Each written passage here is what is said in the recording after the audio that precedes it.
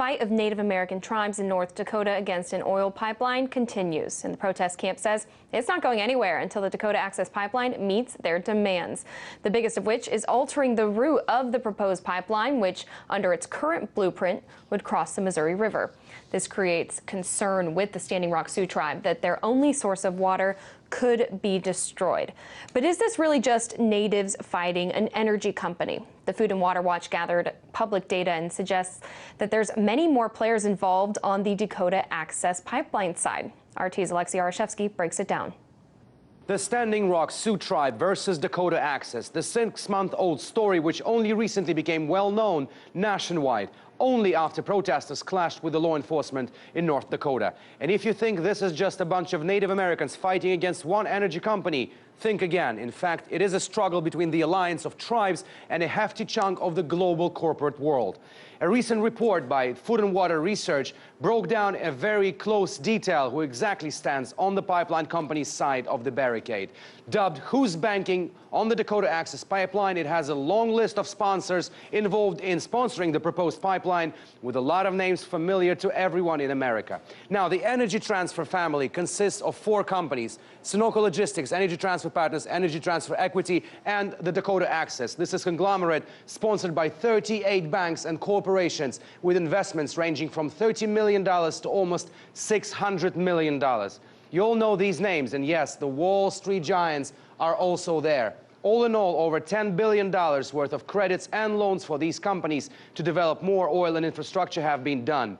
The company directly responsible for building the back-end pipeline, Dakota Access, is directly sponsored by 17 banks, including domestic names like Wells Fargo and Citibank, each contributing around $500 million, and the ones from overseas like ICBC London and Mizuho Bank. The overall contribution to Dakota Access stands at $2.5 billion worth of project-level loans. Needless to say, all these banks are expecting to be paid back within a decade, and thus you can better understand the reluctance of the energy company to stop the construction. Some goose-laying golden eggs indeed.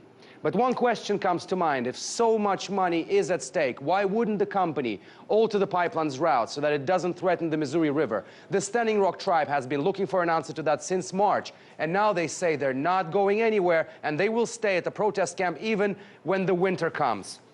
Lately, pipeline fighters also delivered their message directly to corporate offices, starting with the branches of the Canadian TD Bank. Their protest at the doors forced a statement from the bank, which invested more than $300 million into that pipeline, saying, "We work with our customers, community and environmental groups and energy clients to better understand key issues of concern and to promote informed dialogue. We also respect the rights of people to voice their opinions and protest in a peaceful way. Our oil and gas sector lending represents less than 1% of our total lending portfolio," which doesn't really answer the question as to why the pipeline's route cannot be altered to resolve the issues voiced by the natives in North Dakota. The Standing Rock Sioux tribe has come a very long way from being reported on only by RT America back in March to getting nationwide attention in August, getting strong support from some parts of the US Congress, and even making a speech in front of the UN in Geneva. But looking at what the tribe is really coming up against, one may wonder if they are on an uphill ride.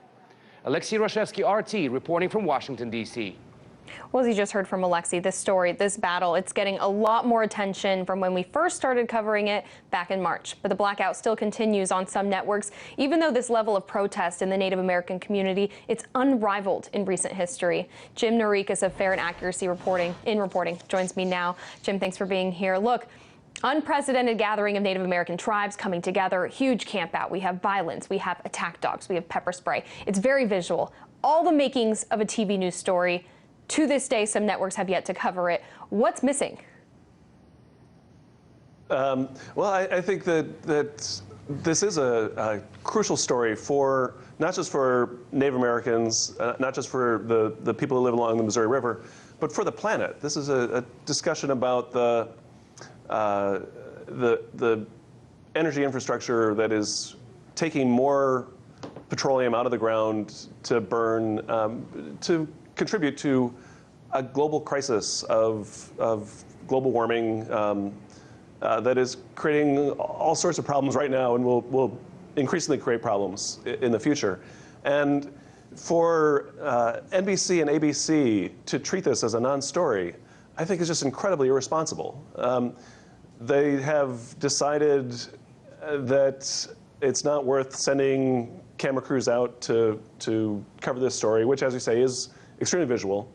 And I think there's a sense that corporate media have that people protesting are illegitimately trying to influence the news rather than just being passive spectators to the news.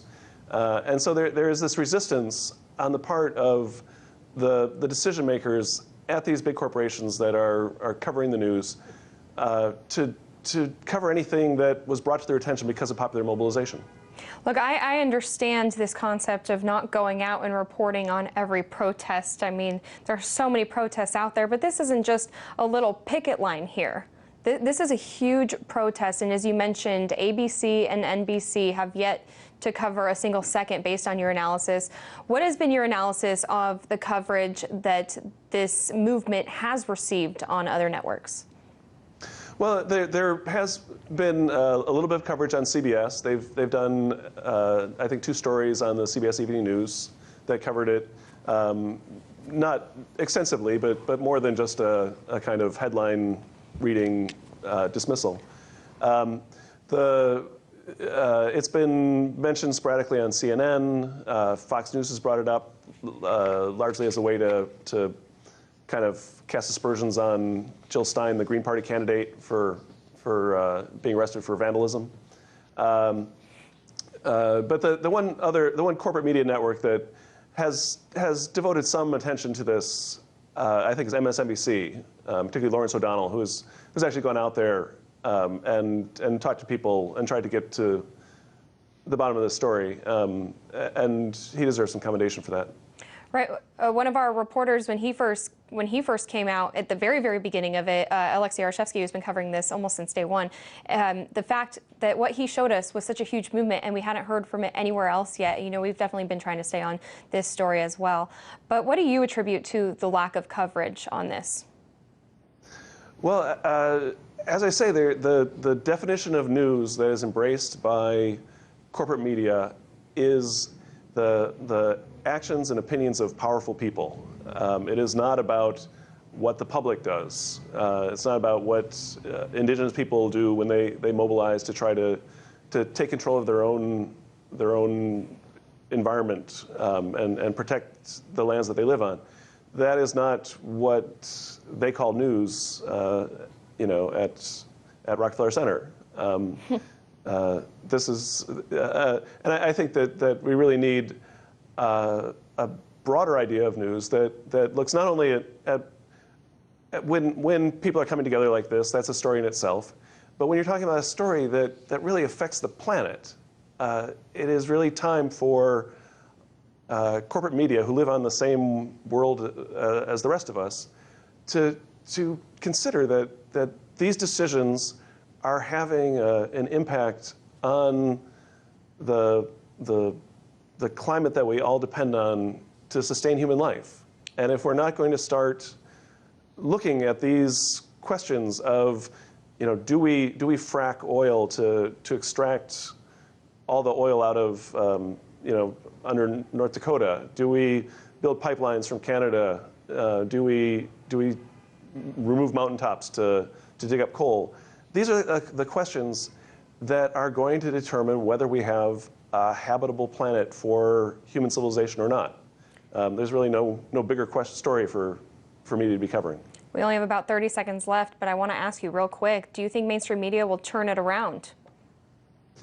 I feel like the people at NBC and ABC seem to have decided almost like they've turned their back on this story. They've decided that it's not important and they're not going to cover it. I'm hoping that as the story, you know, people are making their own news, and I'm hoping that corporate media will pay attention to that phenomenon. And we've seen the power of social media really drive this story forward. Jim Narikas, editor of Fair and Accuracy in Reporting. Thank you so much.